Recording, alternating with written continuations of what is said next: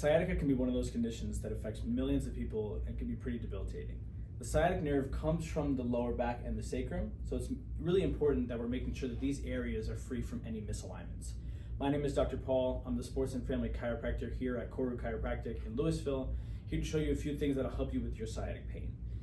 Now, taking care of this at the root cause is really important. Otherwise, you're gonna be pretty frustrated with the pills, exercises, and different other treatments that you're doing for this that aren't really giving you any relief. So if you're under regular chiropractic care and you're looking to supplement that with some home care at home to help with this condition, or you're looking for a little bit of a quick fix, here are a few things that you can do for your sciatica that can definitely help with some of the symptoms. The first stretch that we're going to go through, and probably one of the most powerful, is the piriformis stretch. The sciatic nerve and the piriformis are going to be best buds in the glute area. They run very close together, and sometimes in very small populations of people can actually run through each other. So for the piriformis stretch, you're going to be seated on the ground with your legs out. We're going to take the right leg first. We're going to cross it over the left, so you have this nice 90-degree bend in the knee, and you're going to pull that knee towards the opposite shoulder as you're feeling a stretch down here in the outside of the glute. You can hold this for 30, 45 seconds to a minute, and then release, bring it back, and repeat 2 or 3 times, and then switch legs. While we're in this seated position, we're going to go through the seated spinal twist. We're going to have that same leg bend, so right over left. You're going to take the arm and bring it on the outside of the bent leg, pushing gently with your elbow against that leg to then propel you into a twist this way. We don't want to push super hard or twist super hard, as we can potentially cause injury in the lower back musculature. But we want to make sure that we're feeling a nice twist here in the lower back. You can hold this position for, again, between 45 to 60 seconds, depending on what feels good for you, and then unwinding nice and slow, back to neutral to do the other side. Next, we're going to go through the bird dog, which allows us to have some spinal stability and making sure that we're working the muscles on either side of the low back of the spine. We're going to be in an all-fours position here, nice and tabletop.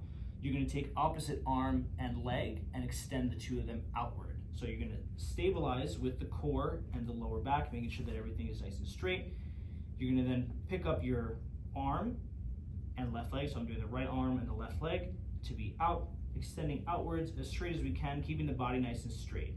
We don't want to see any of this tilting, any sort of wobbliness. We want to be nice and slow, nice and intentional, and bringing ourselves back to all fours. If you do find that you're a little wobbly, you can always widen the base by taking one of these knees or one of these arms out further to give you more stability on the foundation here. But we want to be doing about 8 to 10 reps on each side, alternating from left to right, making sure that we're staying nice and stable, nice and still, and nice and intentional. Working the back of the body, especially the glutes, is going to be great for counteracting the position of flexion that we typically take when we're sitting or relaxing after a long day. Now, what we're going to do here is the glute bridge, which I'm sure a lot of you are familiar with, but it's really important to incorporate in this exercise regimen and stretching regimen to strengthen the back of the body. So you're going to be on your back with your knees bent. You're going to have a nice 90-degree bend in the knee, and what you're going to do is slowly squeeze the glutes to bring your hips up to about parallel here. When you're up in this position, you'll feel a nice squeeze in the glutes. You can also overemphasize that squeeze at the top if you'd like, but then slowly bringing yourself down to touch your butt to the mat. Doing this about 8 to 10 times for about 2 to 3 sets.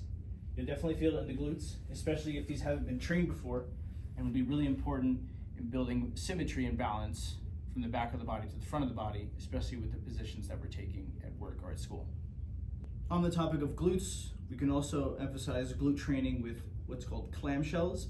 You can also do this with a band. I don't have a band with me, and you don't need to have a band here, but what you can do is you're going to be in a sideline position with a nice 90-degree bend in the knees, and I like to have my elbow here to support my upper body. You're going to take this top leg, and you're going to slowly open up the legs to separate each other, but keeping the feet contacted as you work the outside of the glute on the top leg. Now, because you don't have a band, if you don't, you're going to have to do a little bit more reps than you would with a band, but after about 15 to 20, you're certainly going to feel it. So without a band, you can do anywhere from 10 to 30, and you'll certainly feel it in the glutes. With a band, depending on the thickness of the band, You could do anywhere from 8 to 12 to 15, but anything less than 8 is going to be a little bit too difficult, and we're going to want to switch to a lighter resistance band. So at about 8 right here, I'm starting to feel it. So I can't imagine what it'd be about rep 30, but we're going to do this on both legs 1 to 2 times a day or once at night, depending on what works best for you. It's going to be really important to stretch the hamstrings as well in this protocol. When we're in seated positions, our knees are going to be bent, which shortens the hamstring. And when we go to lengthen them, that shortened position can sometimes pull in the lower back and cause some extra pain. So you can do a hamstring stretch in many different variations. You can do a standing hamstring stretch where you're just standing up. Back is either straight or bent. Either one is fine. I prefer mine to be a little bit more on the straight side.